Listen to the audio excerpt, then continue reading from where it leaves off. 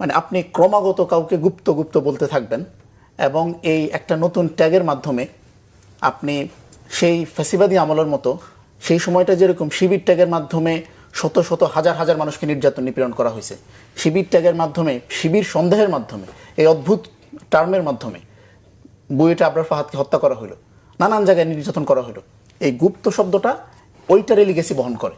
আপনি আপনি কাউকে নির্যাতন করতে চান, আপনি একজনকে হল থেকে বের করে দিতে চান, ইভেন তাদের কমিটি দিবে 2 দিন পর, এক নেতা আরেক নেতাকে মাইনাস করতে চায়, সেখানে তারা গুপ্ত শব্দের ব্যবহার করে।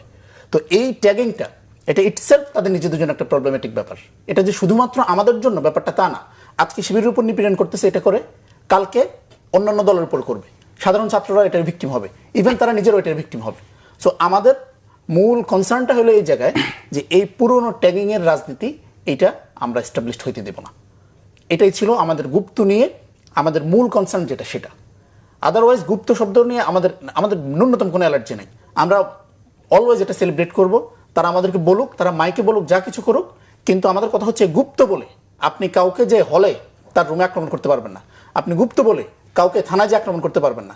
আপনারা ভিডিওতে দেখতে পাবেন ডাকসুর সাহিত্য সম্পাদক মুসাদ্দেককে যখন আক্রমণ করা হচ্ছে, তারপর হচ্ছে সেখানে এবি জুবাইর ছিল, জুমা ছিল, তাদেরকে হামলা করার সময় প্রায় সকল ভিডিওতে গুপ্ত গুপ্ত এই শব্দগুলো শোনা যাচ্ছে। আপনি যখন কাউকে মারার বৈধতা হিসেবে এই শব্দটা নিয়ে আসবেন, তখন এই শব্দটা ইটসেলফ একটা জুলুমের প্রতীক হবে, এটা একটা জুলুমের পরিভাষা হবে। এই জুলুমটা আমরা এই নতুন বাংলাদেশে আমরা এটা এস্টাবলিশড হইতে দেব না।